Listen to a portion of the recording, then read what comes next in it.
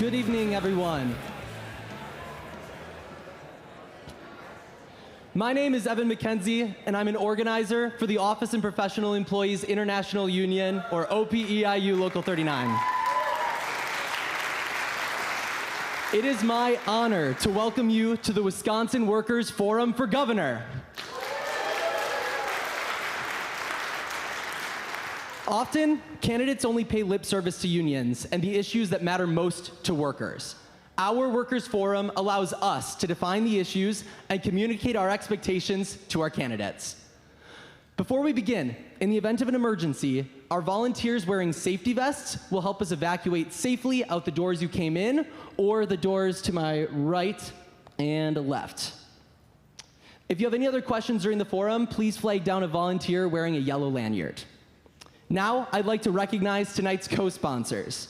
If you belong to the union or organizations I'm about to list, feel free to give a cheer when I name them. American Federation of Teachers, AFT Wisconsin. Madison Teachers Incorporated, MTI. Office and Professional Employees International Union, OPEIU Local 39. Teachers Assistance Association, TAA. United Electrical, Radio, and Machine Workers of America, UE Local 1186. United Faculty and Academic Staff, UFAS. Worker Justice Wisconsin. And if you are a member of any other union in Wisconsin that I didn't just name, give a cheer. I'd also like to recognize the Interpreters Co-op who are providing Spanish interpretation this evening. Finally, I'd like to thank the First United Methodist Church for allowing us use of this space at no cost. If you are able, please contribute to the offering plates at the back at the end of the forum. For tonight's event, we invited every candidate running for governor, regardless of political affiliation. If someone is not present at this event, it is because they declined to attend, not because they were not offered the opportunity. Our questions were determined by compiling over 300 attendee submissions. We also have about 100 people online, hopefully. The main topics this evening include Act 10, right to work, public education, healthcare, and AI and labor outsourcing. This event was only possible because of the cooperation of labor unions in our area and our shared desire for the greatest democratic participation in society. In the months and years to come, we must continue to strengthen the community assembled here tonight. It's high time that workers in Wisconsin use our collective power to set the political agenda. When labor is organized, we win. When we fight, we win. After the forum, I encourage everyone to stick around for a 30-minute meet and greet with the candidates and with your fellow union members and supporters. At 8:30 p.m., the Young Workers Committee is hosting an after party just a few blocks away at Cardinal Bar.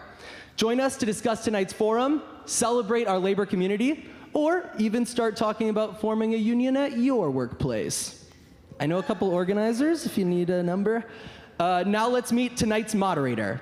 Please give a warm welcome to Status Quo News reporter and longtime Madison area labor journalist, JT Seskowski.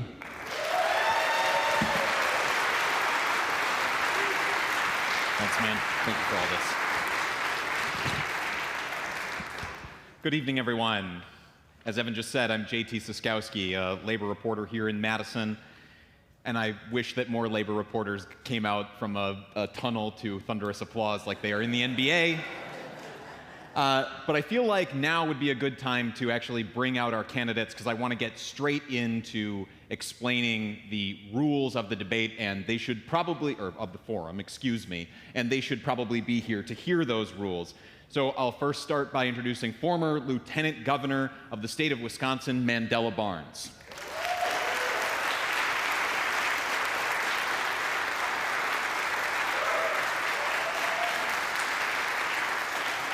Milwaukee, all the way down, all the way down. And Milwaukee County Executive David Crowley.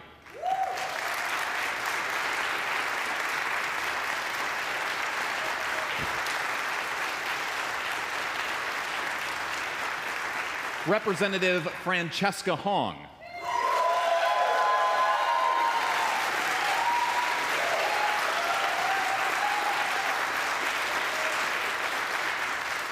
Secretary Missy Hughes.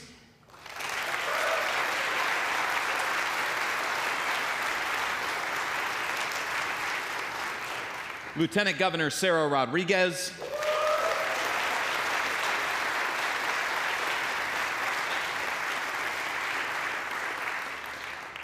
And State Senator Kelda Royce.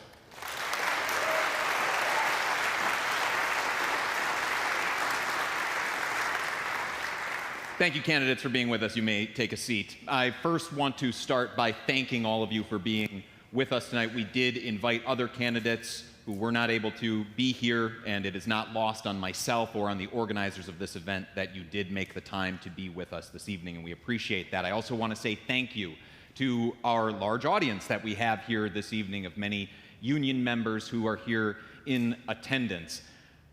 Thank you so much for being here. I heard quite a bit of applause and some hooting and hollering, and I get that you're excited for this gubernatorial forum that we have in store for you this evening. But I want to just be real with you for a second. We only have 90 minutes of these candidates' time this evening, so every break that we take for applause or an outburst or anything is just one fewer of the very tough questions, and many of them that we have prepared for tonight's forum. So I ask that you please hold your applause until the very end. That just allows us to get through more of the proceedings and hear more from these candidates. And to that end, I will say that because some of these questions are rather tough, some of these candidates might feel the desire to want to appeal to you to try and solicit applause from the crowd as a way to eat into their time that they will have to speak. Please deny them that opportunity so that they have to give more answers to our questions. Thank you very much. So candidates, with that, I will explain the rules for this evening's forum. We will begin with 2-minute opening statements, starting with former Lieutenant Governor Barnes and then coming down the row. You will have 2 minutes each. After those opening statements, we will then proceed to 5 topics of discussion that were arrived at with the consensus of an input from many of the workers here in this room.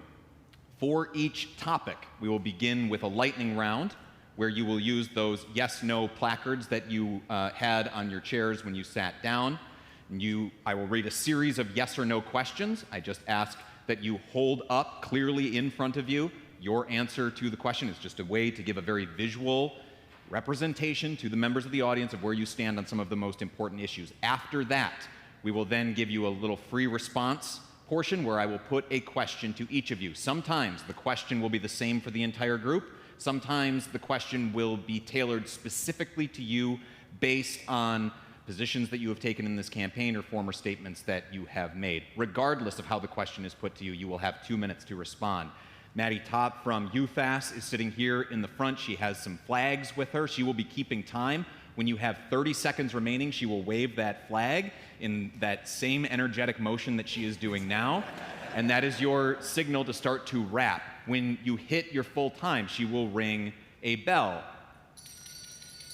If you can't hear that bell, Maddie also has, I'm not kidding, a cowbell next to her that she can also ring. But after your time has expired, we do have the ability you'll have a warning from me, and then your microphone will be cut.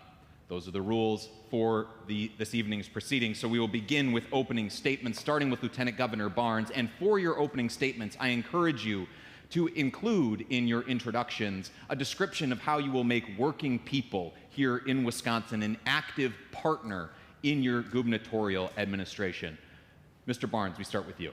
Absolutely. Thank you all so much for being here. My name is Mandela Barnes, former Lieutenant Governor. Really excited to be running to become the next governor of the state of Wisconsin. And I like to tell people that my start in public service started because of the attacks on collective bargaining rights for public sector employees. Now, I grew up in a union household. My dad was and still is a very active member of the UAW. In fact, the president of his retirees local. My mother was a public school teacher. You may have even seen the commercials. But I can tell you right now that if it were not for organized labor, wouldn't have had any of the chances, any of the opportunities that I've had in my life. Now, even before my parents, my grandfather moved to Milwaukee after his service in the Navy during World War II. He got a job as a union steelworker. He walked into A.O. Smith one day, walked out essentially 35, 40 years later. He was able to retire with relative comfort and dignity. He was able to create a middle-class foundation that I get to benefit from today. And as the proud product of Milwaukee Public Schools, my fight is to ensure that every single child growing up in the state of Wisconsin has at least the same opportunities that I've had. Now, throughout my entire career in public service, I've had the support of organized labor, spent 24 hours on the assembly floor debating right to work. Now, unfortunately, that wasn't a fight that we won, but it's a fight that I was proud to be a partner in.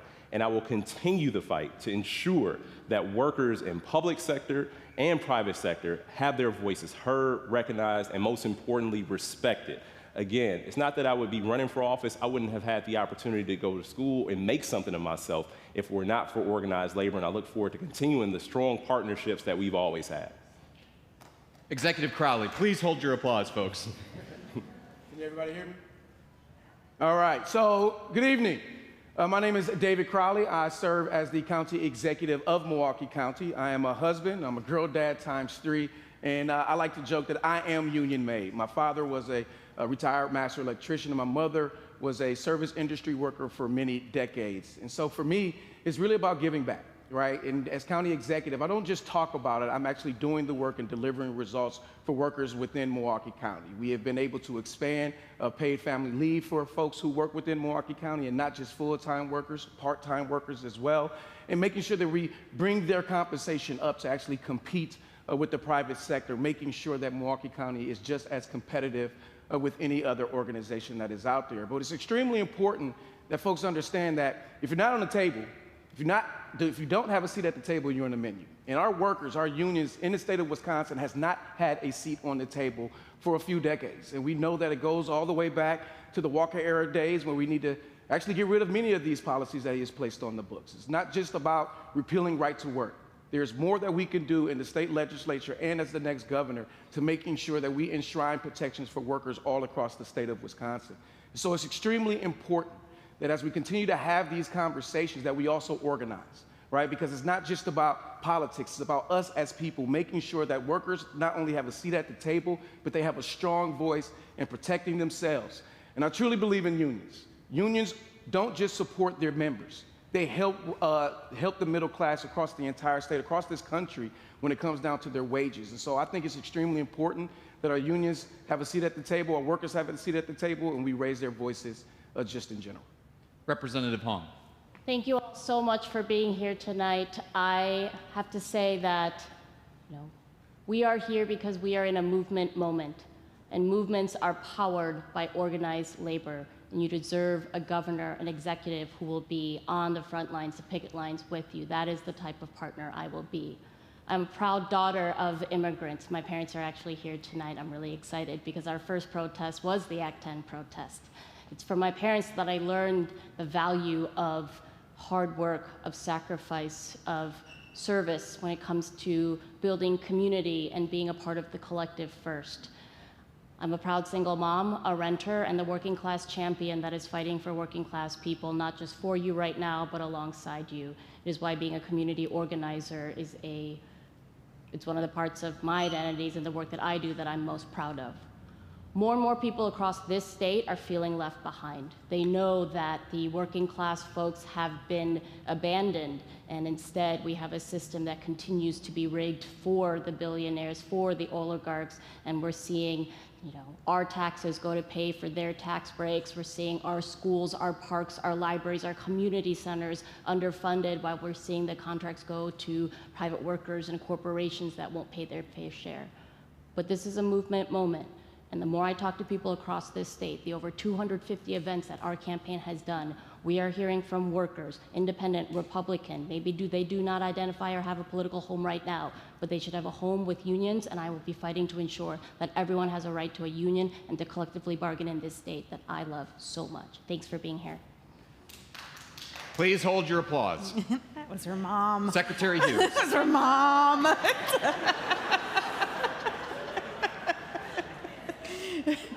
Even parents. Good evening, everyone. Listen, first and foremost, your success depends on having a strong economy, making sure that everyone has the ability to have good paying jobs, to be able to spend their money in their communities, support businesses in their community is at the heart of my campaign and why I'm running for governor. I am so deeply committed to the concept of collective bargaining and the work that it means when people come together in order to be stronger together. I worked for 17 years for a cooperative. I was Organic Valley's general counsel, and I understand what it means for farmers to come together and say, we are going to work together to make us stronger, to fight against big ag, to fight against consolidation, and to be there together. As their lawyer, I understand what needs to happen in order to be able to protect those rights for collective bargaining, that we need to have Act 10 repealed, that we need to make sure we are putting things in place to protect the rights to organize and to come together. And as governor, that is work that I would be doing. And then bringing my expertise as the Secretary of Wisconsin Economic Development, again, creating jobs all across the state, understanding that we have to have a strong economy in every part of the state in order for every Wisconsinite to have the opportunity to prosper. And I am able to demonstrate work that I've done in all 72 counties to support that economy, to keep us all at work, and to find those resources to be able to support healthcare, childcare, public schools. These are foundational to a strong economy and things that we need to do. But at its heart, I am a cooperative lawyer, and I understand the power of working together. I understand the power of 7 farmers who came together and built a company that now has 1,600 members. And I would do that work again and again to support you as you organize and come together and lock arms together. Thank you. Lieutenant Governor Rodriguez. Thank you so much for coming here and listening to us today. I'm a born and raised Wisconsinite. My mom grew up on a dairy farm in western Wisconsin and then became a teacher teaching assistant for children with special needs and a proud union member. My father served in the Navy during Vietnam and then came back to fix telephones for Wisconsin Bell. We didn't have a lot growing up, but service to community was non-negotiable in my family. And so I took that with me into my adult life. I was a Peace Corps volunteer. I served in Samoa in the South Pacific doing HIV/AIDS and reproductive health care work. And that set me on my pathway. I've been working in healthcare for over 30 years. I'm a nurse by background. I've done everything from night shifts in the emergency department all the way to running big public health programs. And that's what I thought I was going to do with my life, how I was going to serve my community. However, in 2020, with the chaos of the Trump administration and the misinformation and disinformation coming out of our leadership, I decided to run for assembly and was able to flip a district from red to blue in Waukesha County. I was so frustrated with that messaging because I had worked for the Centers for Disease Control. I am an epidemic intelligence service officer, did national and international outbreak investigations, and then stood up again when Governor Evers needed a partner for his second term and ran and won my primary statewide as lieutenant governor, and then again in the general at 3.5 percentage points, a landslide in the state of Wisconsin, as Governor Evers says. And I have been to all 72 counties every year that I have been lieutenant governor, and people are telling me the same thing, that they're doing everything right, but they're still feeling squeezed. And that's where labor comes in, is to be able to negotiate for wages, to negotiate for benefits.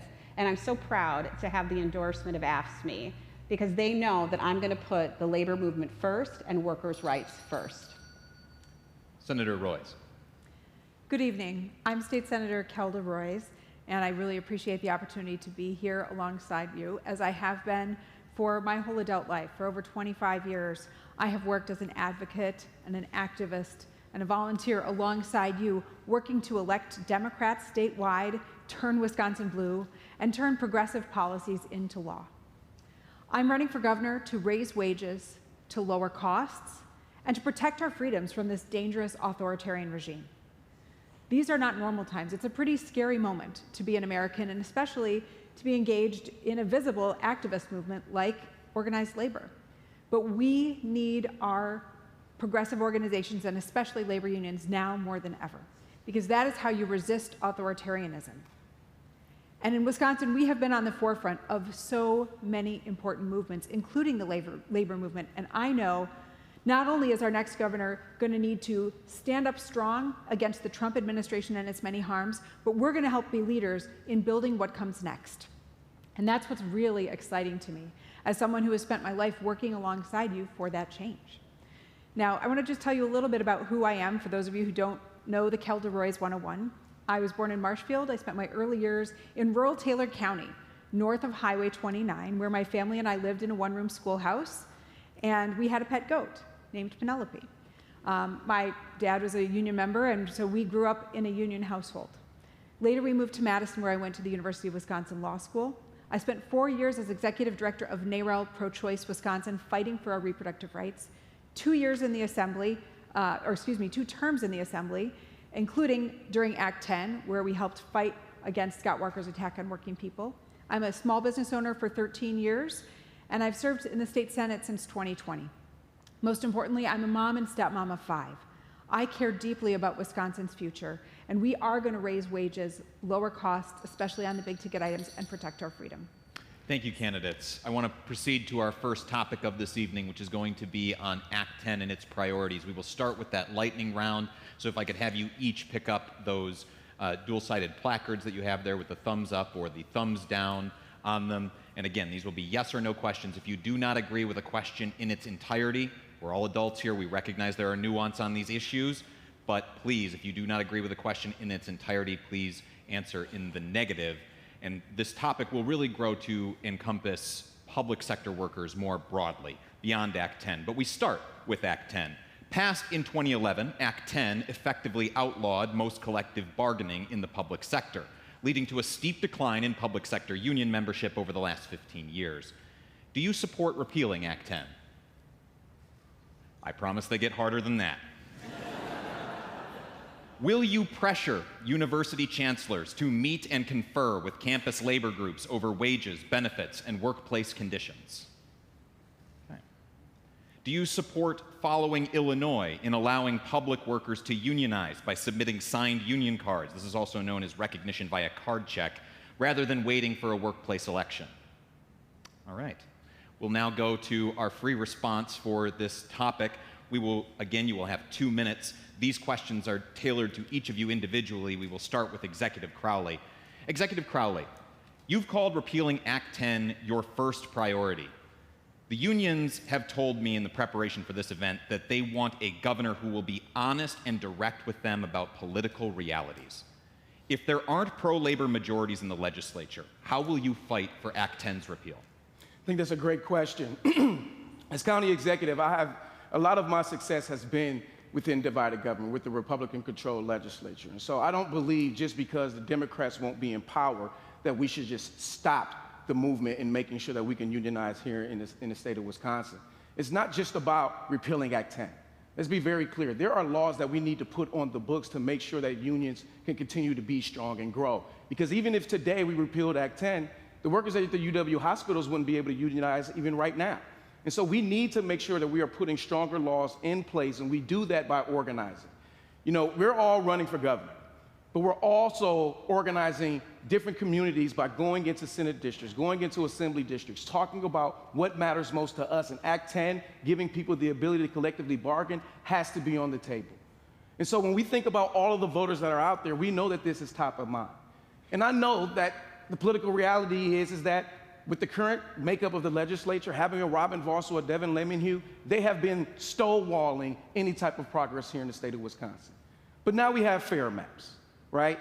We also know that there's an opportunity for not only Democrats to get in control, but to make sure that possibly there's some level-headed Republicans who are also going to be there who believe in unions and believe in workers' ability to unionize. But I'm always going to make sure that the unions are at the table because they have a role to play when it comes down to the prosperity of every single worker here in the state of Wisconsin. And so, no matter where we are, we have to keep fighting. We cannot stop until the job is done. What would organizing in a red district look like? I think organizing in the red district is about speaking directly to the income inequality that we see across the entire state of Wisconsin. You know, when we think about retirement savings, 1 in 3 people have access to retirement savings through their employer here in the state of Wisconsin. And so there are ways that we can get people thinking a little bit differently, looking through a different lens when it comes down to the collectively bargaining, so they can see not only their wages rise, but they can see their costs come down, and they'll be able to afford a lot more things throughout the state. Thank you. Representative Hong, you support a constitutional amendment to ensure a policy like Act 10 cannot become law again, but passing an amendment takes time. What are you prepared to do in terms of executive action as governor to support public sector workers' rights in the short term? Well, there should always be a continuum of efforts to ensure that we are putting a stake in Act 10, which is why the constitutional amendment is what I support, and that would have to happen in 2 consecutive budget sessions, 2 consecutive assembly sessions. I think the additional executive actions we have to look at, regardless of the legislative makeup, where are the appointments? Who is being considered in terms of ensuring that they are supportive of including meet and confer? Are we looking, how can we be more supportive and be vocal? How can I be more vocal as an executive in terms of making things easier when it comes to open records requests of public sector workers? I think it's also going to be, I enjoy that there is a student representative on the Board of Regents, and I would like us to consider whose voices have not been considered before, who is going to be more forceful in ensuring that there are worker voices represented equitably on those appointments. And then I think going back to that first question, actually, when it comes to transparency with the status of where repealing Act 10 is, it's important that organizers on the ground know whether it's going to be potentially happening in the courts or through the legislature, and that we are continuing to build strategy and working every lane that we can to ensure that we're moving towards fully repealing that bill. Okay.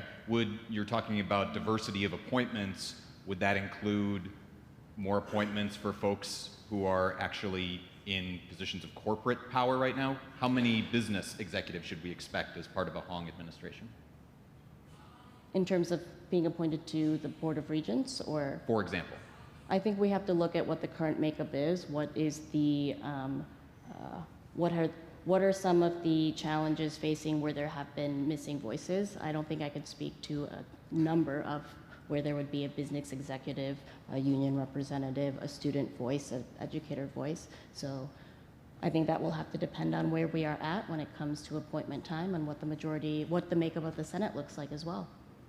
Secretary Hughes, you've centered your campaign on bolstering the Wisconsin economy, but your plans, at least on the economic side from what I could see on your website, make no reference to Act 10 and only scant mention of the public sector at all. Why should public sector workers feel that you are in their corner? Well, I've been on the record for saying I would repeal Act 10. I apologize if it's not on my website. But as I've demonstrated and as I've talked about, I'm deeply committed to collective bargaining.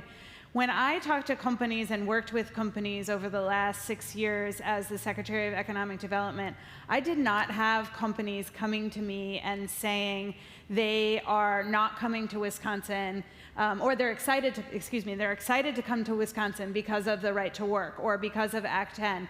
They actually are companies that were welcoming the opportunity to work with unions and understood that that would make them stronger. I never once had a company come to me and say, I'm coming to Wisconsin because of the right to work or because of Act 10.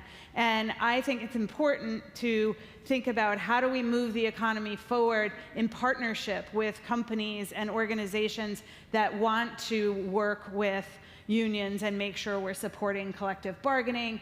And when it comes to the public sector, you have seen, and I think we can absolutely demonstrate the decline that we have witnessed in Wisconsin because of Act 10, and we need to be able to demonstrate that by building that back up, by building up the opportunity for public sector workers to unionize, we will see results that help to lift our economy. So it is all part of the work of building a strong economy for the state.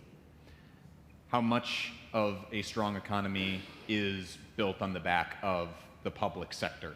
Well, key to having a strong economy is having a strong healthcare system and a strong public school system. Those are foundational. And that's, I think, why we see struggles right now. We see people being held back because they are struggling with healthcare costs, with healthcare accessibility.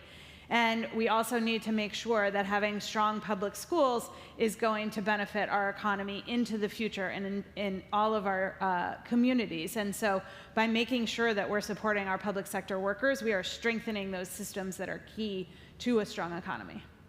Lieutenant Governor Rodriguez, Governor Evers has called special sessions of the legislature to consider many issues like gun control and police reform, but never Act 10. How would you, as governor, pressure the legislature to act on this issue? So it's a great question about doing a special session for Act 10, because it does put folks on the record of where they stand in terms of workers' rights and bargaining rights.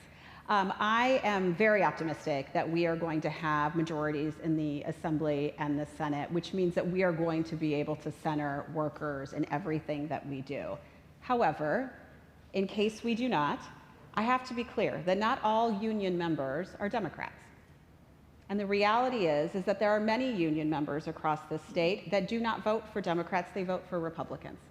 And what I can do as governor is call that special session and then put pressure on those purple district or even red district Republicans who have a lot of union members in their districts to talk about who are they actually representing.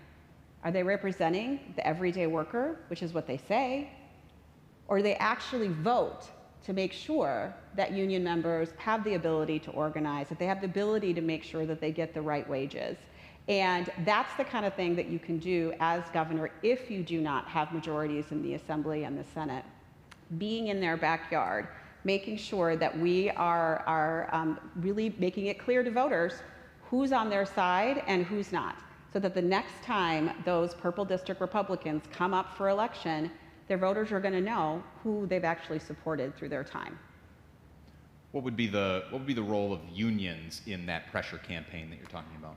Yeah, I will work hand in hand with all of the unions to make sure that their individuals are contacting their representatives, that are contacting their senators, and making sure that they're telling them what they expect them to vote on.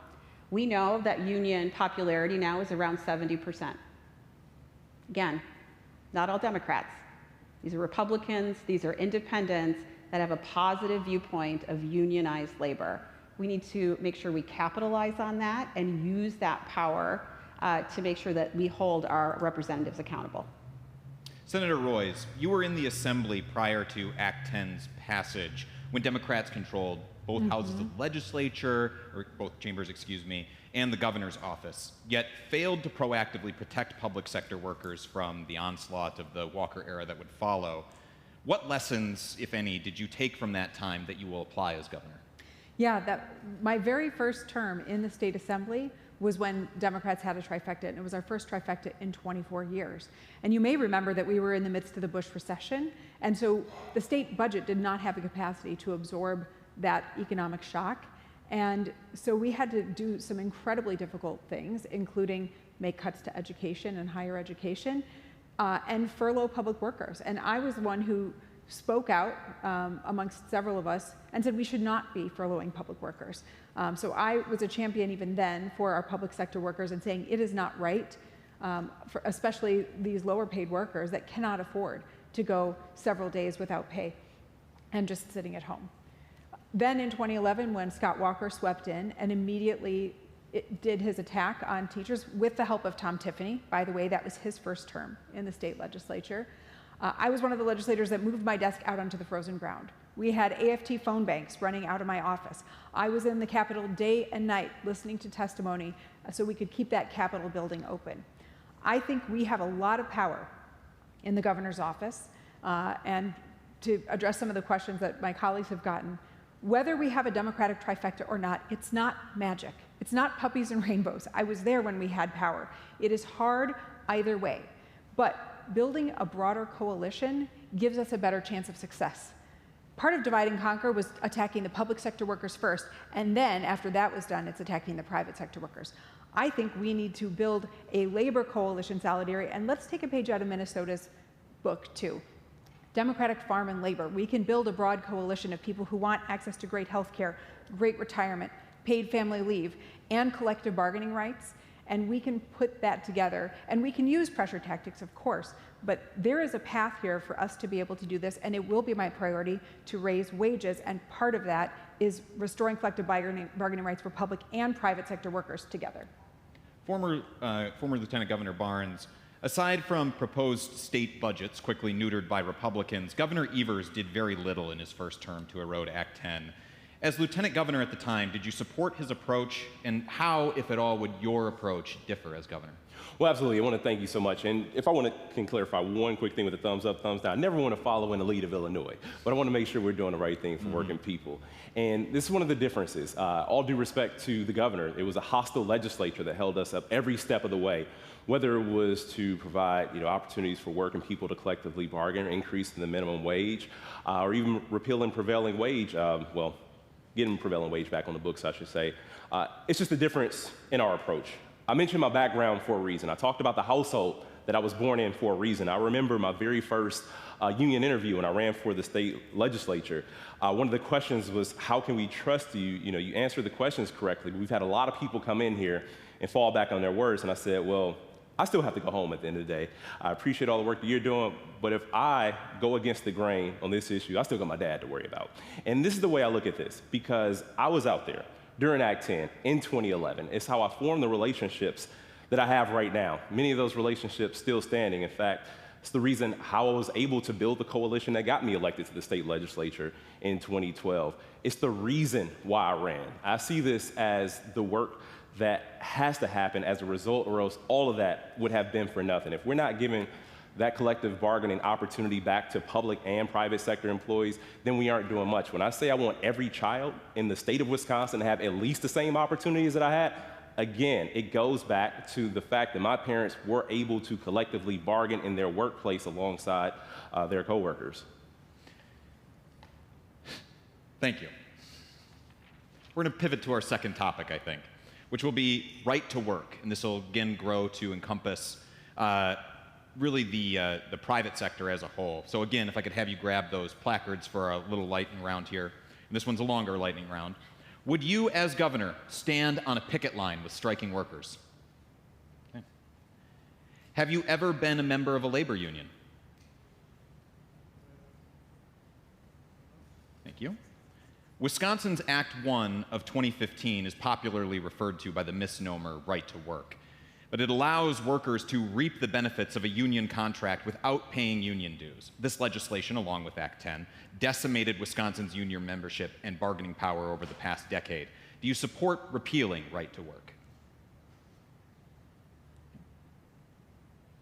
Do you support a minimum wage at or above $20 an hour? Okay. Do you support tying future minimum wage increases to inflation?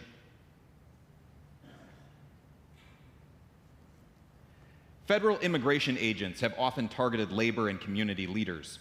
Would you direct state government agencies to not work with federal immigration authorities?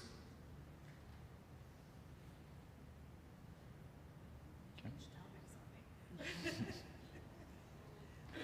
Currently, workers earning as little as $36,000 per year are exempt from overtime pay requirements. Do you support increasing the salary threshold to be overtime exempt? Every year in the US, employers steal tens of billions of dollars in owed wages from their workers. Right now, this is treated as a civil offense. As governor, would you support criminalizing wage theft? Some of you have seen the questions in advance, apparently. Would you support establishing an office at the State Department of Justice specifically focused on investigating and prosecuting wage theft? A dozen states, including Minnesota and Illinois, have banned employers from forcing employees to attend mandatory anti-union meetings, known as captive audience meetings. Do you support outlawing captive audience meetings in Wisconsin? Okay. Yep, all right. This next question will be the same for each of you. We will begin with Representative Hong. And this, again, you can put those placards down. You'll have 2 minutes to respond to this. And I can repeat the question before you begin speaking if you need it. The status quo that existed before Act 1, or right to work, was not good for working people either. Union membership was declining and wages were stagnating.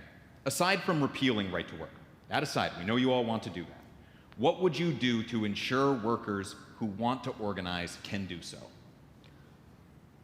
Think back to public education. It is right now in law that we have to teach labor history in our K-12 public schools, but that enforcement is very weak because we have been underfunding Department of Public Instruction for almost over a decade now. And I think it's important that we continue to push and educate young people on the power of joining a union, being in a union, and that comes with strong labor history. It's also imperative that we ensure that people are not punished or have their freedom of speech infringed upon for going to protest or speaking out at a political event and not have their rights be threatened in their workplace. You know, it also has to include ensuring that I think the state has a responsibility in helping organizing on the ground when it comes to increasing union membership. I think we need to look beyond more traditional grants or being at the picket lines, but what are grant programs to ensure that we are helping with training for Know Your Rights and legal observer training? What does it look like where organizers don't have to consistently try to fundraise themselves, where there are access to joining and building power for unions that are directly available from the state? I think it's important too that we, beyond increasing wages, how can we make sure that, especially in the age of AI, that workers are able to bring AI to the bargaining table and that there is a cause of action where there are legal protections for workers as well? You say bring AI to the bargaining table. I assume that you're speaking to wanting workers to be able to dictate AI policies within their workplace. Do I have you right? Correct. Okay. What would some of those restrictions to your mind look like? This is a brave new world for unions doing negotiations in this way right now, and how would the state support it? Yeah, I'm really excited about our labor shift policy in addition to Control Alt Delete, which are policies regarding the moratorium on AI data center construction, as well as ensuring that we have protections and guardrails there. And then labor shift is to ensure that the workers have a voice at the table when it comes to AI policy in the workplace, including penalties for any company that may be receiving a tax exemption or a tax credit from the state, should there be layoffs due to use of AI over jobs, that there are ways that that company is responsible for upskill training and ensuring that there are new jobs created. Thank you. Secretary Hughes? Is there a chance you'd repeat the question? Absolutely. Thank you. The status quo that existed before right to work was not good for working people either, as wages stagnated and union membership declined. Aside from repealing right to work, what would you do to ensure workers who want to organize can do so? So I believe that we have an opportunity to work with many companies that are already in Wisconsin that have union labor, and to help elevate those companies in our minds, in our work, to think about doing this from a positive perspective rather than, of course, we need to protect the rights to organize, but also saying, look where it is happening. Look where there are successful companies that have union labor, that have partnered like in a successful way, that work as partners, and say that is what we want to have in Wisconsin, and lay that out as that is our bar, where we expect companies to be working with unions to be partners there. We have many companies in Wisconsin that are European parents, that are German companies or French companies or Italian, who have unions in their operations in Europe and also here in Wisconsin.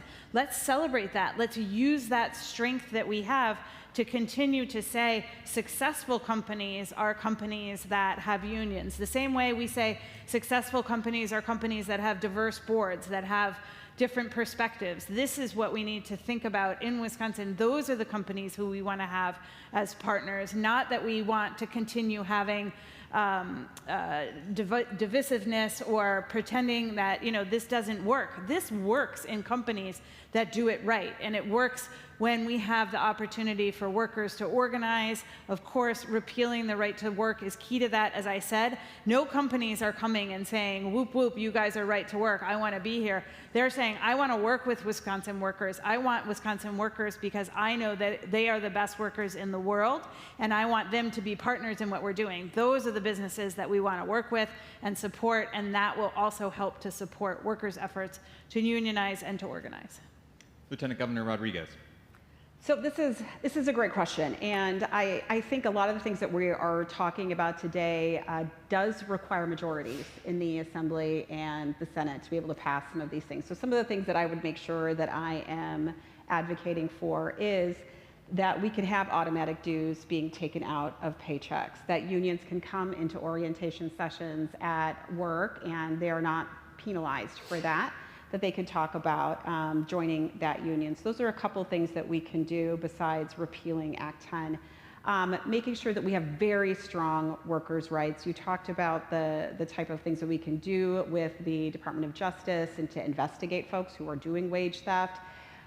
Another area that we see consistently across the state is that many companies sort of skirt the rules by having temporary employees. And I'm going to admit that the state does this as well. We have a lot of temporary employees at the state. So if we do not have a trifecta, there are things that the governor can do to make sure that we are at minimum bolstering the rights of state workers. And that includes making sure that we have labor and management boards in every single division. Every single secretary's office is going to have labor and management discussing issues. That we have independent ombudsmen if we have several different complaints within the state government, which we have seen before, that is investigated outside of that agency's rules so that we can have somebody independent going in there.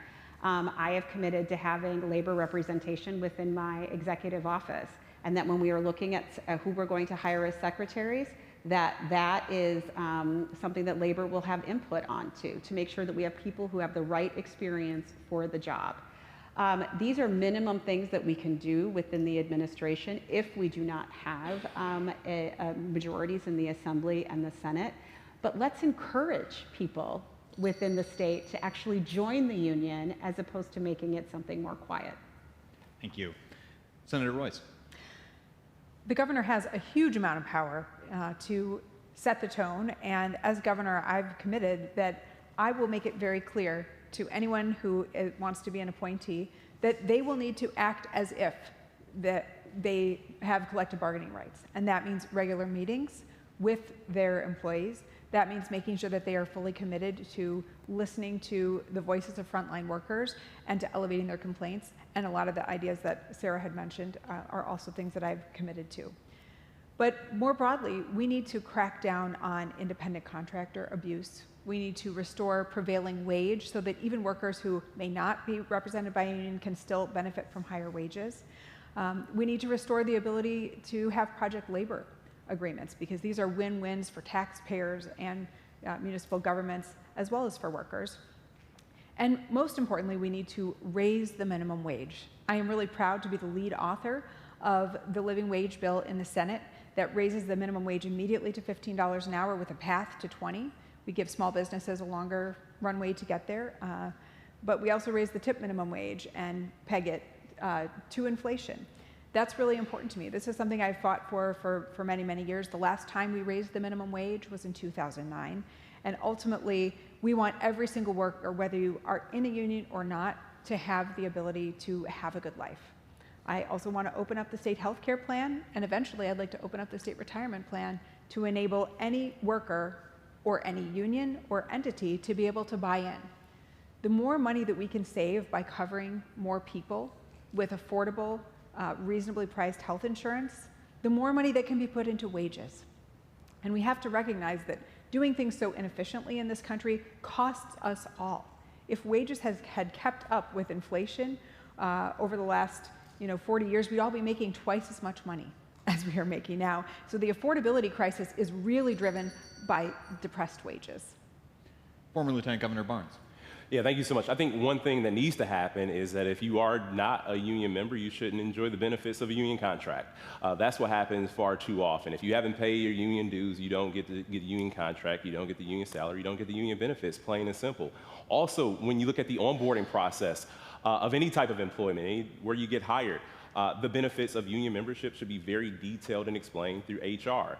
And also, in addition to making sure that we are ending the misclassification of workers, we need to look at the contracting that the state does. We should be contracting with those who engage in good faith with organized labor. This is a moment for us to make sure that we are the most pro-worker, pro-union state in the entire country. And as many people have mentioned, the decline in union participation due to the attacks on collective bargaining has led to a decline in the middle class. The way we build our economy from the middle class out is ensuring that we have strong unions. You all know it. I'm preaching to the choir, but we are in a church. But it's for the folks who are not necessarily in here right now, who don't always know the benefits of union membership. There are a lot of people who are under the wrong impression about what unions stand for and what union benefits actually mean. They've been sold a bill of goods. They've been told lies by executives and corporations, and they have been led to believe that unions are bad for them and their way of life, when in fact, it's those same executives, those same CEOs, the same people who send our good-paying American jobs to other countries who make out like bandits. And some of the other questions about, union politics and, the things that come up about whether it's Democrats or Republicans, it's not always left and right. It's top and bottom. The people who've made out like bandits and everybody else who's left scrambling for crumbs. Thank you very much. Executive Crowley. Can you repeat the question? Absolutely, I can. Aside from repealing right to work, what would you do to ensure workers who want to organize can do so? I think this is a great question because, one, it recognizes that even before the Walker-era policies, the state of Wisconsin was not the strongest union place. And there's so much more that we can do. It's not just about repealing Act 10. It's about working with the state legislature to put stronger protections in place when it comes to our state statutes. It's not just making sure that we protect collectively bargain, but I truly believe that we need workers' rights, worker protections within our state statutes and within our state laws. But I would even go a step further and say that we need to, as Representative Hong has stated as well, we need to enshrine this into our state constitution. We need to make sure that we are protecting unions' ability to collectively bargain and protecting all workers across the entire state of Wisconsin. And this is something I've been on the front lines for a very long time. I mentioned my dad being a master electrician, but I was also an organizer during Act 10, organizing the different Senate candidates to make sure that we're actually replacing them.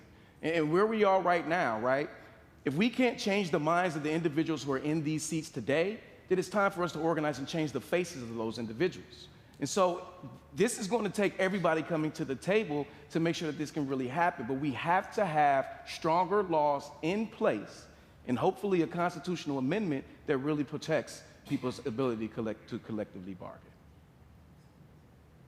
Without state intervention, though, right now the federal government and its private sector labor resolution dispute through the National Labor Relations Board, we're really just at the mercy of the Trump administration with labor relations here in the state of Wisconsin. So would you put any kind of framework in place for there to be private employer arbitration, anything like that that would force companies to come and actually bargain in good faith with their workers? Oh, absolutely. I think the one thing that I think we've all learned about the Trump administration is that we just can't sit there and lay there. We all have to continuously fight back. And it doesn't matter how long we're going to be fighting back because we're not just fighting for this generation, we're fighting for the next generation as well. But what does that look like, though? You say, what does it look like? What does it look like? What does the state apparatus look like that would arbitrate and pressure private employers? Well, I think it's really about setting an expectation, right? I think with you being a governor, many of the conversations that we've been having already is just related to how state employees are going to benefit. But it's about the masses. It's about local units of government. It's about private entities. And so this is about how do we put in place not just agency heads, but the governor, but again, the people as a whole. Because once we stand up as workers, these private entities, these CEOs will have to actually turn around and speak directly to the people. Thank you, candidates. I appreciate that. We're going to move on to our next topic, which is affordable health care. So if I could again get you to pick up those placards, we'll start with our lightning round. Act 10, Oh, and before I even introduce this question, I want to acknowledge that in preparation for this, what a lot of the workers communicated to myself and to the committee that was planning this event was that healthcare, while it is an important service that many people need to interact with, it is also labor for many of the people likely in this room. So we want to start there with healthcare as labor. Act 10 bars UW Health nurses from collectively bargaining. Would you sign a bill that granted these nurses collective bargaining rights? Okay. Unionizing nurses at SSM Health St. Mary's Hospital here in Madison allege that management has threatened them with reprisal for wearing union buttons, union badge holders. As governor, would you use your office to apply pressure to employers who engage in union busting? Post-pandemic, there has been a shortage of nurses and healthcare workers. Are you in favor of public policy incentives of any form to hire and retain more people in this field? Would you support expanding Medicaid to cover more Wisconsinites? Thank you. This question, again, is for everyone. We will begin with Secretary Hughes, and this is free response, so you can put those placards down. Secretary Hughes, all of you, and to note here for the audience, the candidates were given this question in advance so that they could prepare and do a little homework here. All of you support a public option in some way as a form to expand access to health care. How does your health care plan differ from those offered by your opponents?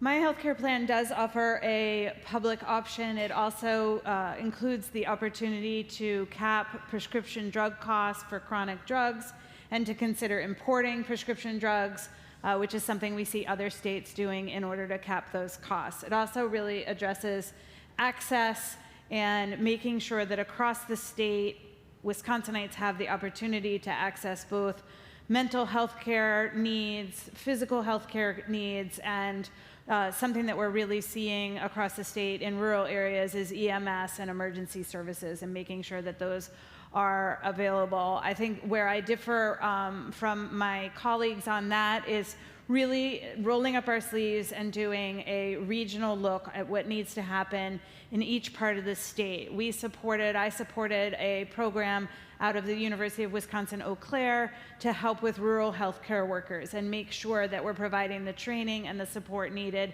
for rural healthcare workers, which can be remarkably different, obviously, than what's happening in our urban centers.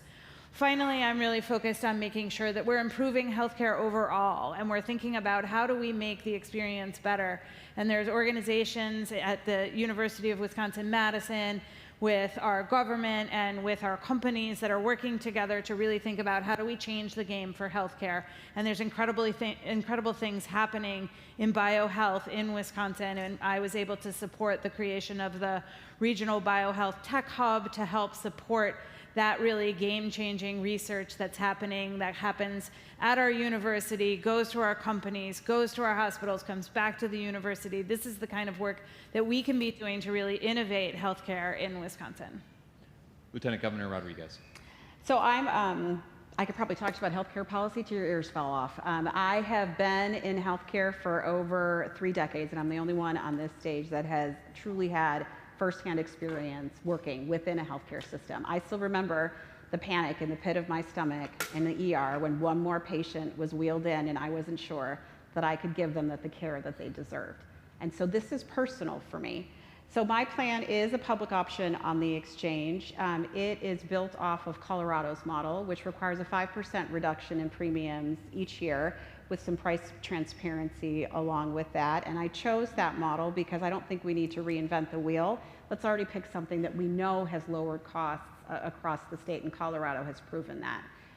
Also, expansion of Medicaid. It is going to be more difficult in terms of expansion of Medicaid because of what happened within the federal bill. I still think it's the right thing to do, and I still think we can put things around it to make sure that we can lower those costs within that expansion population. I've also included a rural health stabilization fund. We know that the cuts that are coming to Medicaid and Medicare are going to hit our rural spaces way harder than our urban and suburban spaces. We are looking at hospitals closing all across the state. If we do not have a Band-Aid to fix what Trump and Tiffany have broken, we are going to have hospitals that are no longer going to be able to provide services. So that is different than everybody else's.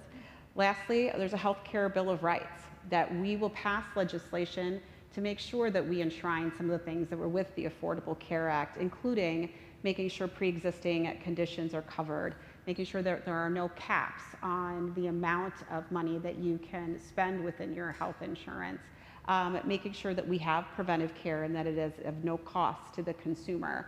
That's different than the rest of the folks on the table, but I'm also was the chair of the Healthcare Workforce Task Force, and there are significant interventions that we can also do for the healthcare workforce as well. Thank you.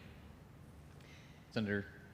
In 2009, I was the chair of the Assembly, or vice chair of the Assembly Committee on Health. And we had the opportunity to expand Badger Care to 80,000 previously uninsured Wisconsinites. And as somebody who knows what it is like to go without health insurance, I know that that is life-changing. And ever since then, I have fought hard for Medicaid expansion. We should have done it every single year, and every single year the Republicans said no. Unfortunately, a horrible thing happened last year, which was the passage of that big ugly bill. Remember Trump's federal budget with Tiffany's help. And what that did to the states that had not expanded Medicaid, like Wisconsin, is functionally take it off the table, not just financially, but with policy changes. And that is a hard pill to swallow. But I think it is very important that we not pretend that we're in a different world than the one that we're actually in. Healthcare is too urgent of a problem to say, okay, we've been talking about Medicaid expansion for 16 years, I'm just gonna coast on this one and hope the voters don't look at the details. We need a plan that is Trump-proof and built for Wisconsin, that takes what is working about Wisconsin's healthcare and makes it better. Walker and the Republicans want to divide and conquer. Look at the great health insurance that public employees enjoy. Let's rip it away. Democrats take a different approach. If something is working well, we want everyone to have access to it. My plan will open up the state health insurance pool that state employees get to participate in and will allow anyone to buy in. So unions, municipalities, school districts, small businesses, big businesses, and individuals. Of course, we need a public option for Badger Care. If we can get permission from the Trump administration, I'm all for it. I hope there will be a day that we can expand Medicaid again in Wisconsin, because we should absolutely do it. But until then, we have to do something different that will help lower costs immediately, that will keep rural hospitals and clinics open, and that will get us closer, faster to our ultimate goal, which should absolutely be universal healthcare coverage for all. Healthcare is a right, and in the richest country in the world, we should act like it. Thank you. Former Lieutenant Governor Barnes. Yeah, thank you. So I actually do have some experience in the healthcare industry, and it's unfortunately like so many others, and that's having carry medical debt. And that should not be a reality in this state, shouldn't be a reality in this country. As mentioned, the most wealthy nation to ever exist, a place where we are on track to see the world's first trillionaire. In that reality, it is shameful that people can continue to rack up medical debt. And I still believe that expansion of Badger Care is a reality, although it will be a little bit more difficult. It is a necessary first step for us as a state. So many folks are going without. You hear healthcare horror stories every single day, people who've gotten letters informing them about how much their health insurance premiums are set to increase. And these folks are ripping up those letters and they're going without health insurance, quite literally gambling with their health care. And if you can't afford health insurance premiums, then chances are you are absolutely not going to be able to afford an emergency. So expansion of of Badger Care is of primary concern in creating that public option so people can buy into if you're starting a business, if you're in between jobs, if you're in the gig economy. We also have to look at that issue of medical debt as a state. Some other places have looked towards these examples of states buying up medical debt because, again, if a person is saddled with this debt, it goes to collections, they're not able to pay their bills. A lot of folks are going to find themselves out of their apartment, out of their homes, not able to afford basic necessities. That makes us less stable as a state if people aren't able to meet their basic needs. That means there are going to be a lot of other gaps that the state is going to have to step in to fill. So I think it is financially responsible for us to look at the option of potentially buying up medical debt.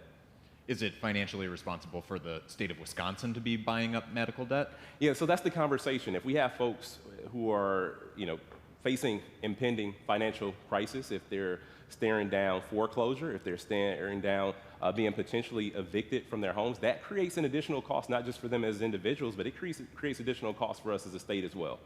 Okay. Executive Crowley.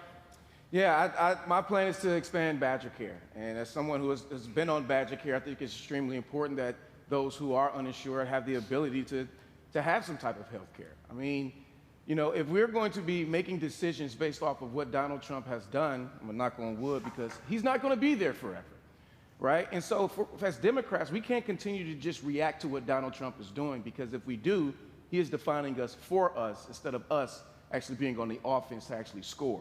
And so the difference between my plan is really not just about expansion, but it's also about increasing the reimbursement rates, right? And increasing the reimbursement rates, we have, you know, personal care workers who are struggling every single day, taking care of people, and they can't even put food on their table, be able to afford their own rent. And so we have to increase that reimbursement. But also by increasing that reimbursement, it gives us the ability for us to create parity, right? It's not just about physical health. It's about your mental health. So it would cover any mental health services that you may need, as well as dental, as well as vision. And this will make sure that we are creating a blanket across the entire state of Wisconsin so people can actually get access to the care that they need without having to travel 1 to 2 hours away just to be able to see a doctor. And this is near and dear to me because I just recently, 3 years ago, lost my mother to kidney failure. And I used to talk to her about her going to pain management. They weren't taking care of her, they were just managing her pain.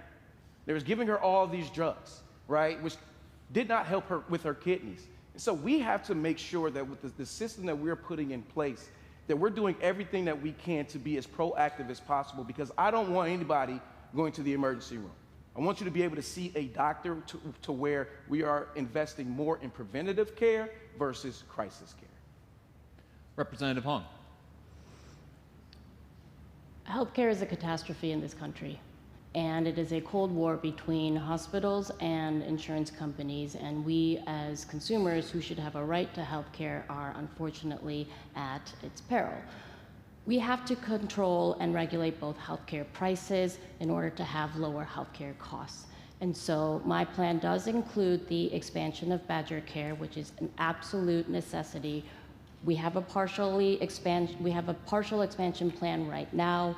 We don't have that one-time Biden reimbursement, but because of the situation of healthcare in this crisis in our state, we have to explore every single option and try to pilot every single thing. So I think it would be deeply irresponsible to ignore expanding Medicaid. Of course, there will be additional costs that come with administering it, but the state has a responsibility to then put in regulatory practices as well, crack down on claim denials. We are looking at pre-authorization care. I get so worked up about healthcare. I see what's happening. That we have to look at where the tax exemptions are going for both for-profit and not-profit hospitals, that when we are looking at reimbursements, that when there are hospitals charging 3-4 times what that they are getting reimbursed for Medicare, that you know, if there are exemptions that are not being responsibly invested back into care, especially rural care, that the state has a responsibility to look at different regulations. I think it has to be a crackdown on capping on hospital corporate profits, looking at insurance company claim denials, working with the Attorney General's office on that, making sure that we are invested in a public option, expanding basic health plans. And the public option here is incredibly important because there are going to be eligibility, flexibility that we can implement with a public option plan for folks who may not be able to qualify for Medicaid any longer. Thank you, candidates. And I just want to note, if there are any more technical difficulties like that, I was watching our timekeeper, Maddie Top, very diligently pause and unpause the time whenever your mic was working. So we will be giving you your time regardless. Don't worry, we won't sacrifice it for technical difficulties. So we're going to move on to the next topic. So again, please pick up those placards. We're going to move on to AI and outsourcing. And for our lightning round, we begin with, do you support the state proactively regulating how AI is implemented in the workplace? Would you support a law requiring a human be the final decision maker on any workplace policy that may affect employees and their employment status?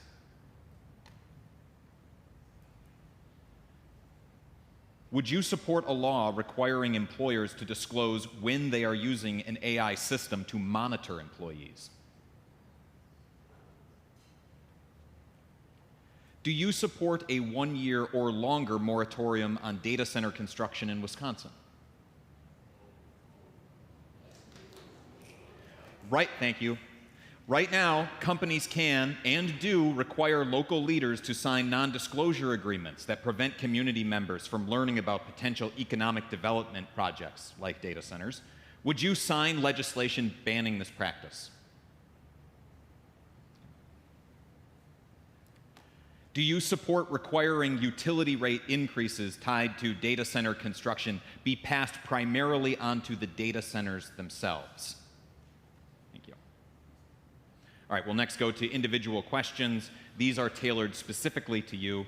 We'll begin with Lieutenant Governor Sara Rodriguez. Your campaign says that you want more local control over data center projects, but local leaders are often desperate to accept these projects. Data centers promise more jobs and tax base for cash-strapped communities.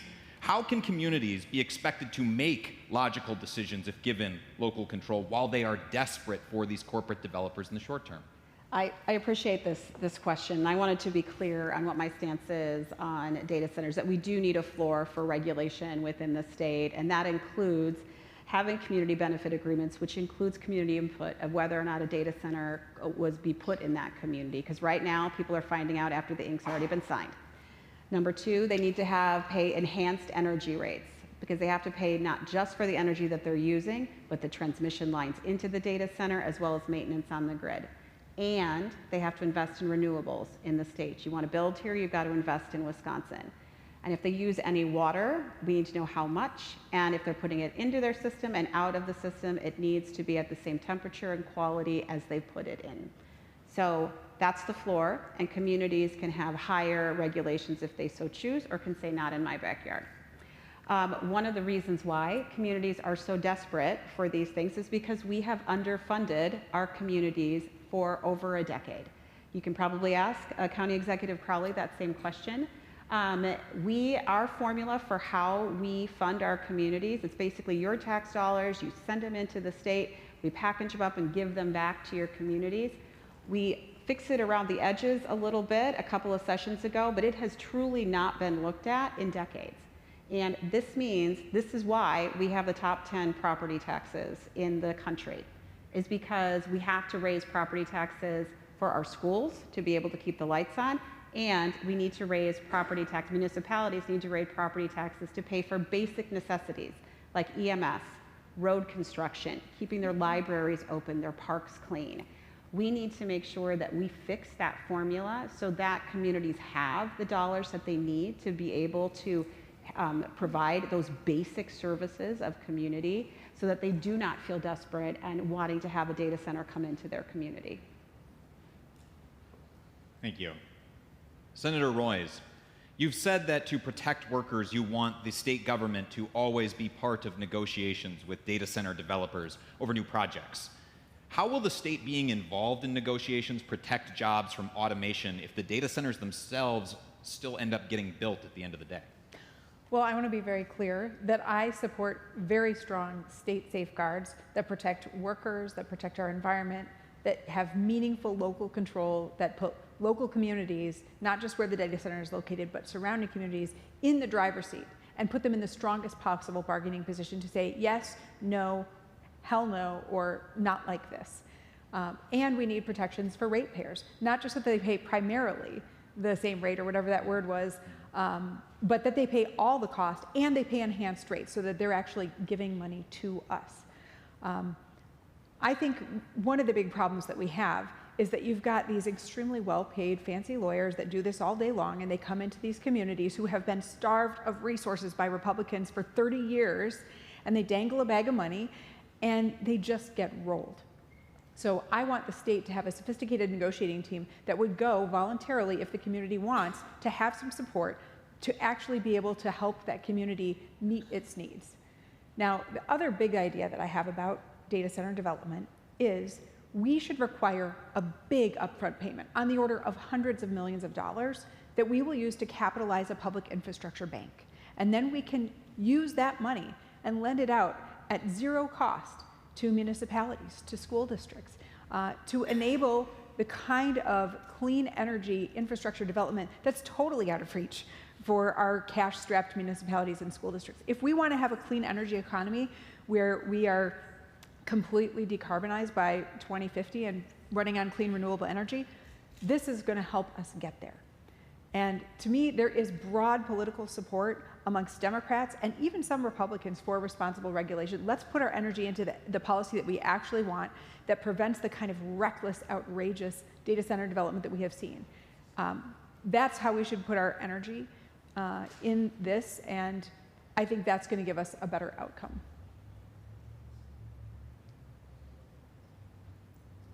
All right.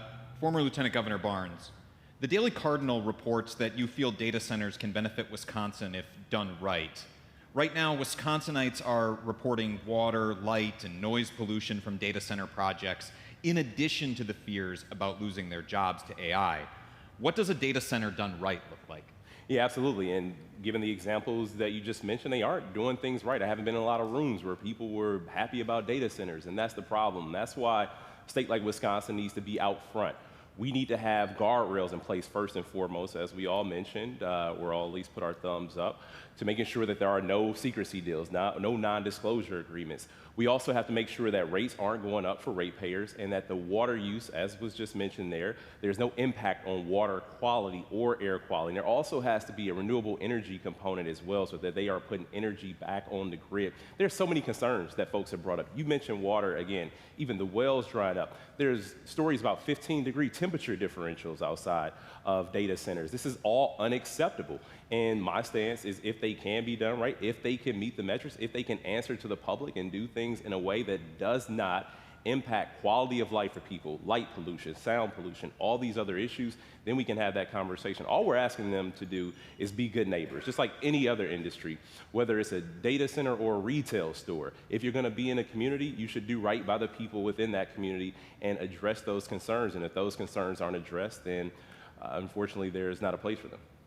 With you listing all of those different problems, I mean, a lot of it comes down to just the scale of these projects. So then if you're talking about it done right, are you talking about capping the scale of economic development projects? Or how would you try to actually get to a place where these concerns aren't being felt in all of these communities? For sure, scale can be a part of that equation. Like I said, I don't have the answer right now. That's why I want to make sure that we have a comprehensive framework that comes from study. There's been a number of, there was a study that came out from University of Wisconsin-Milwaukee, Melissa Scanlon, she put out there. I had a chance to work with her at Midwest Environmental Advocates, and they have the right ideas out there about what we should be doing in terms of putting these guardrails in place to make sure that Wisconsinites are protected, and that our natural resources are not being taken advantage of as well.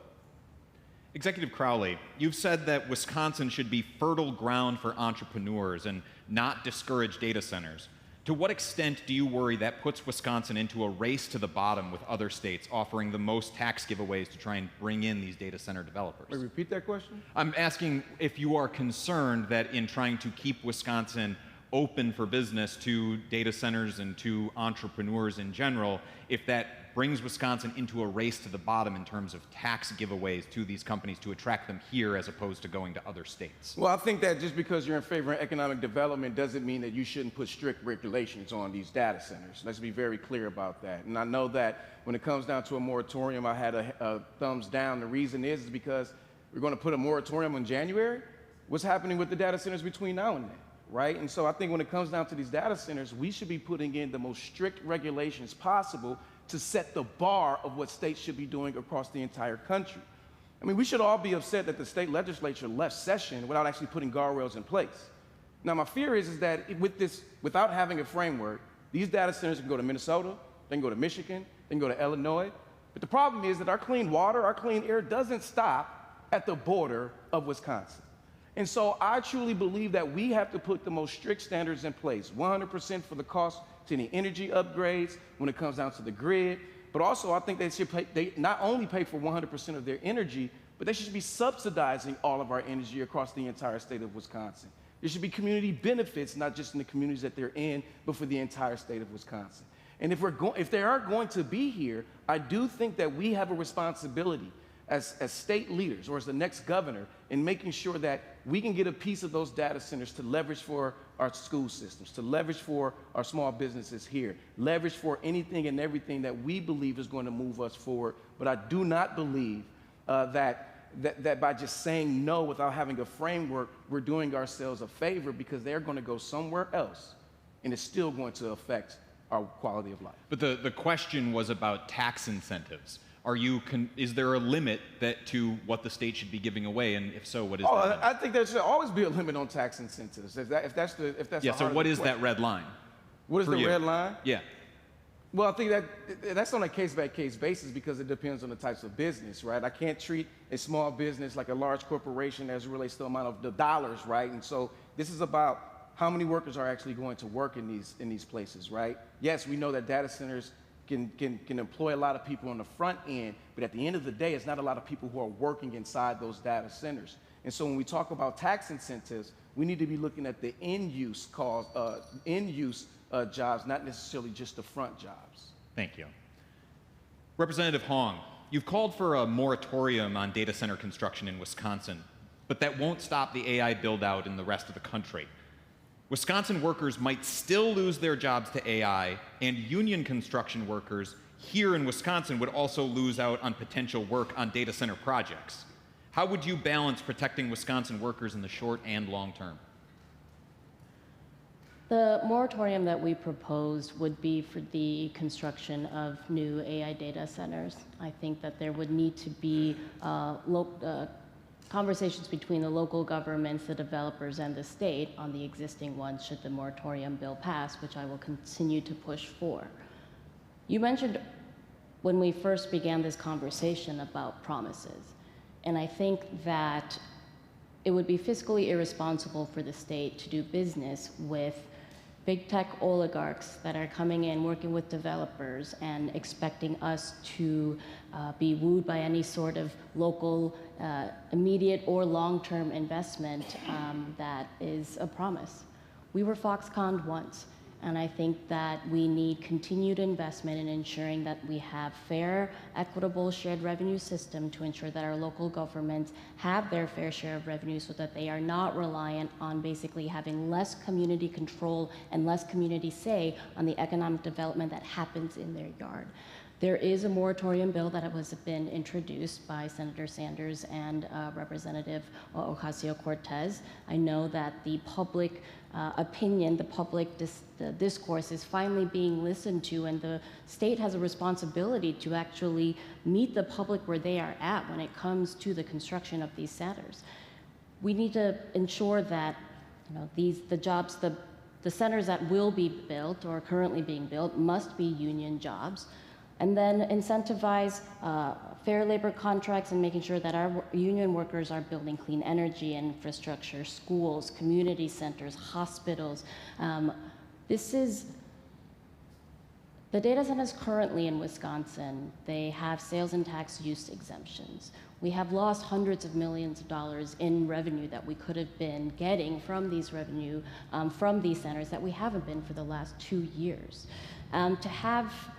The moratorium is to ensure that we can have a regulatory framework. The moratorium is to ensure that there can be local control. And this moratorium is actually an opportunity for the rest of, I think, the elected officials to be able to respond to where the public is at when it comes to our natural resources are not. Thank you, Representative Hong. Your time is up. Secretary Hughes, while you were CEO of the Wisconsin Economic Development Corporation, WEDC published a webpage advertising tax incentives for data center developers who build in Wisconsin. Now, you didn't set the policy, but still it would have been your job to advertise and talk to corporate developers about what Wisconsin had to offer. And at a previous candidate forum, you said that we need to have a plan for how to decommission data centers if they become obsolete. How much should the state be subsidizing technology you are already concerned could soon become obsolete? How much should the state be? How much should the state be subsidizing through tax incentives? Should be subsidizing these projects when you're already concerned? You've said in the past that you're already concerned or considering about how these things should be decommissioned. Well, I'm saying that as opposed to past investments that have been made, say, in auto plants or things like that. We need to learn those lessons and be as smart as we can to anticipate, not just think about what are the challenges today, which of course includes protecting our environment, protecting ratepayers, and making sure that union workers have the opportunities to build these facilities and to build the renewable energy associated. But how can we be as smart as possible to think into the future and say, okay, we are dealing with companies that have unlimited amounts of resources. So let's make sure that we're not only thinking about how we protect today, but how we protect tomorrow. And again, as you look into what we can learn from our friends in Europe, as they're building buildings, they are also thinking about how those buildings are taken down, how the materials are recycled. We have so much opportunity to be smarter than just seeing what's right in front of us, but thinking about into the future, what do we want to have established here? And that's where I think the state can bring in regulation, the state can make sure there are funds for things like decommissioning, for thinking about supporting green energy, for making sure that, for the sales tax exemptions that these companies have, they're also contributing back to Knowles Nelson, or what else can we be doing to say to them, if you want to be here, if you want to be partners in Wisconsin, and we should be saying this to any company, what are you going to be doing to work with us and thinking about our future and our resources? Thank you very much. We're going to turn to our final topic for this evening, which is on education in charter schools. If you could pick up your placards one final time. Do you agree that Wisconsin's public education system is dramatically underfunded? Thank you. Do you support fully ending Wisconsin's private school voucher program? Fully ending the private school voucher program. Sorry. Thank you. Do you commit to restoring the state's 2/3 public school funding obligation within your first term? Thank you. Do you support restricting public charter school authorization exclusively to local public school boards, meaning only public school boards could approve new charter schools? This question is for everyone again. We will begin with Senator Royce. What is your top priority for education in Wisconsin? Oh, and I should probably preface this one. The unions repeatedly in the preparation for this event told me that they are, while they're going to fight like hell for pro-labor majorities in the legislature, they want to back somebody for governor who is thinking critically about how they're going to govern if they don't have those pro-labor majorities. So with that in mind, what is your top priority for education in Wisconsin, and how would you, as governor, manage forces like the voucher lobby and an adversarial legislature to achieve your education priorities? Wisconsin should be the very best place to raise a child, and we can't do that unless we are the education state once again. My family moved here. My parents moved from other parts of the country, and they settled in rural northern Wisconsin because of the quality of the public schools. And then they later moved to Madison. Can you imagine a family today making that same decision? As a parent, I can see that what my kids and stepkids got and are getting is not the same as what I got, and it's not okay with me. And I am really proud to have earned the trust and the endorsement of WEAC, the state's teachers union, our state's foremost labor champions for kids, alongside, of course, AFT, which I hope to earn their endorsement. We need a governor who is willing to use political power to meet this moment. We can't wait for 2 years or 4 years to see if we pick up more seats. That's a fool's errand. We have to do everything we can to make sure that public education will finally be a priority in this state. We have had 8 Republican budgets in a row that have defunded public education, and we all feel it in our classrooms. Of course, money is not the only thing our kids need to succeed, right? We need high standards. We want to have accountability. We want evidence-based learning. We have got to get the distractions out of the classroom, and we need to restore collective bargaining rights so that teachers can be treated like the professionals that they are. But you can't have great schools without money. And that means revising our state funding formula so that schools are more equitably funding. It means fully funding the state's share so we take the pressure off the property taxes permanently. And it means bringing this voucher scheme to a responsible close over time, not overnight, but yes, public dollars should be for public education, period. And when I say public education, I mean early childhood, K-12, and public higher ed, our technical colleges and universities. I will be a real education governor for this state. Former Lieutenant Governor Barnes. Yeah, absolutely. So as a proud product of Milwaukee Public Schools, I know exactly what public schools offer to students. I wouldn't have the worldview that I have. I wouldn't have my understanding of how societies actually function. To that point, unfortunately, there were a lot of folks who I went to school with whose lives turned out drastically different than mine. Our lives took different paths. But ultimately, that was a result of what good fortune I had when I left the school building.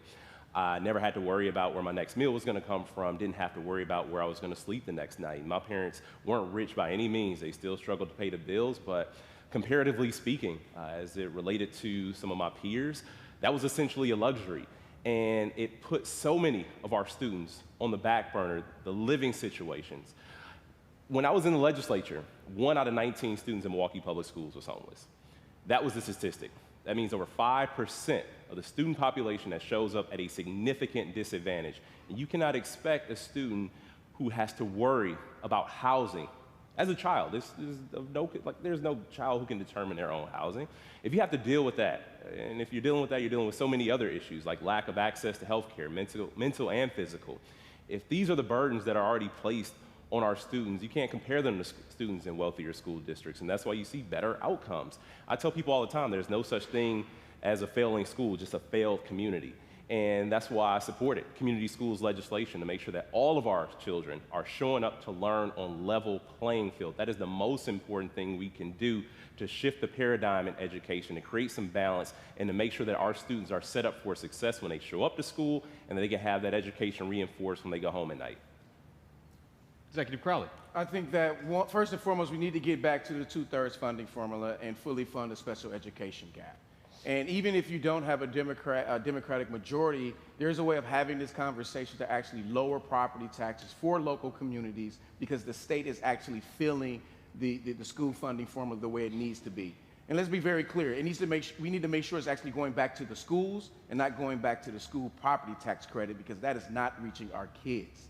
And so I truly believe that we can do that no matter what the legislature looks like. But I also want to go back to a nuanced question that was asked related to the voucher system. You know, I'm the county executive of Milwaukee County. The largest public school system in the state is Milwaukee Public Schools. What many people may not know that 50% of the children within the city of Milwaukee are actually within the voucher system. And so we have to ask ourselves, if we were to end that system today, what would we do to some of the public schools across the entire state that doesn't have enough resources to teach the current capacity of students that they currently have? We have to strengthen our public schools right now to make sure it is the place of choice for all of our parents across the entire state of Wisconsin. And in the meantime, we need to make sure that all of these other systems, they're held accountable, that they're transparent, and that they're held at the exact same standards of our public schools across the state of Wisconsin. Thank you very much. Representative Hall. Public education is one of the last remaining democratic institutions. It is why for decades under Republican or Democratic leadership that we have seen a push towards privatization and honestly a neglect of what is here in Wisconsin a constitutional right. And so Representative Hong, we'll have you hold for just a moment. We're rushing in another microphone, so we can't be accused of bias here. Is when they go out. the left, so I just keep turning right? If you do that, you'll okay. be all right. I feel solid about this now. Okay. I'm just going to talk to you, David. So if we want to have a strong democracy, we have to fully fund public education. And the priority, regardless of the makeup of the legislature, has to be 90% special education reimbursement at some sufficient and healthy school meals for all. We have already seen from this past session that there is some appetite from Republicans to fund special education. And I think it's important that the executive go in and set the vision, the goal, what we can really achieve and what we know our kids deserve. Right now, we are abdicating our constitutional responsibility to ensure that we are funding all kids so that all kids have a sound and basic public education. And healthy school meals for all, because I get this question a lot, being the Democratic Socialist, how are you going to pay for it? Well, it turns out eliminating the manufacturers and agricultural tax credit can save us over $400 million a session, and that'll be able to fund at least 2 years of healthy school meals for all, regardless of if your child goes to a public, private school for the visually impaired. Our kids deserve better. One of the most important critical investments we have to do and prioritize is to ensure that all kids are healthy, all kids are fed, and all kids have a great education. Thank you very much. Secretary Hughes. So you might have noticed that for the voucher question, I said no. And that's because as governor, I want to be really, really realistic about what we can get done and what fights we pick. I don't want to pick the voucher fight. I want to pick the fully funding public schools fight. I want to have a singular focus on making sure that when parents are choosing schools, they absolutely are choosing Wisconsin public schools because they are the best schools for their children. That's the vision we need to set out as the governor. Now, I will tell you, and as a state, now I will tell you the concern I have about the conversations we've had about public school funding, about healthcare, all of this costs a tremendous amount of money. And we have to grow our economy. Communities are struggling because they don't have economic opportunity in their communities. We are struggling because we have seen a decline in manufacturing across the state. We have seen farmers losing out. We are losing a dairy farm every day. We have to lean in. We have to recognize that the reality is we need more resources in this state. We have to grow. We can't turn our back on opportunities. We have to lean in and say, where can we find jobs? Where can we create jobs? Where can we attract businesses here? Where is the economy going? When I was secretary, we had the opportunity to build the clean economy infrastructure for the United States of America. That's what I want to do in this state. That's what I want to bring back to this state. Manufacturing and strong agriculture, those are the keys to our economy. They make up our economy. You all work in that economy. We all do, and we have to build that. That's how we pay for our public schools. And that's how we make our public schools, again, the #1 place, the only place where Wisconsin parents want to send their children. Lieutenant Governor Rodriguez. So I'm glad we have an opportunity to have this nuanced discussion because it is hard with the yes or the no to talk about exactly what you'd like to be able to do. I am a product of public schools. My children both go to public schools right now. But as County Executive Crowley said, 50% of kids in Milwaukee are on a voucher today. If we shut that off tomorrow, it is not good for the child, it is not good for the community, and the Milwaukee public school system could not absorb them. So we're going to have to walk and chew gum at the same time. We're going to have to invest in our public schools while we make modifications to the voucher program. We need to change the formula for how we fund our public schools. Right now it is very categorical, and I'll give you an example as to why that's a problem. I was in Delavan. They went from a very small percentage of English language learners to a much higher percentage in a very short period of time. Not one extra dollar in school funding from the state. So that means they have to rob Peter to pay Paul to make sure these children get the education that they need. I am fully for 90% special education funding. I told you my mother was a teaching assistant for children with special needs and a proud union member. But we've also got to modify what we're doing on the voucher system. If you want public dollars, you're going to have the same standards as public schools, full stop. You can't have different standards within your schools. Additionally, we can make sure that the dollar follows the child. As of right now, if somebody's accepted into a voucher system and within a certain period of time, they decide that they cannot meet their needs and they push them back to the public school system, they keep the funding. That's got to stop. Secondly, we have to make sure that right now, once your child qualifies in kindergarten for a voucher program, you never, ever have to show how much you make ever again to see if you meet the income requirements. So right now, what the federal government is asking us to do is to check twice for public services, twice a year for things like Medicaid. Why are we allowing it for 13 years for children who are going to the voucher program? Thank you. Your time is up. Good. Appreciate it. I want to take this opportunity here to draw things to a close here. We went right up to time and then some. Thank you for being with us through those technical difficulties, through all of those difficult questions. I want to appreciate all of you again for being up here on this stage again. Not everybody was able to make themselves available, and I would like to invite the audience at this point to applaud for the candidates for putting up with that.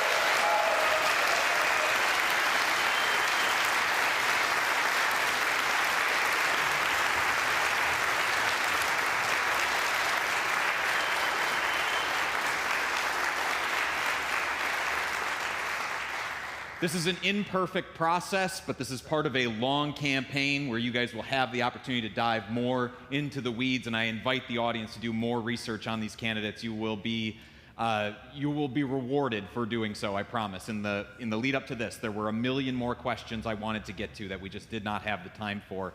Thank you all for your time, and please join to meet the candidates a little bit here after the fact if they have time to make themselves available, and then I think I have to turn it over to Evan here for the final goodbye. Hello, testing? Okay, great.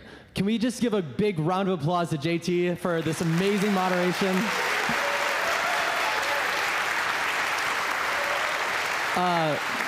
Putting these questions together was a huge challenge, and JT as well as all of you who submitted questions were a big part of that. I'm so proud of the work we were able to do here. I'm so thankful to our candidates who had to answer some tough questions, and I think we all have a lot to chew on. Please take the time, if our candidates are available, to talk to them afterwards, get into some of the weeds a little bit, and come afterwards to the Cardinal and join us to celebrate our labor community, because it just makes me so proud to see all of these faces here in the crowd. Not every state does this, not every city does this. Madison does it because our labor community is strong, and Madison is a union town. Thanks so much. Really appreciate it. You guys are amazing. Thank you so much. Thank you. Can you drop the mics off right away? Yeah, drop the mics off, and then if you guys want to talk to people in the crowd, go ahead, do your thing. Appreciate it, guys.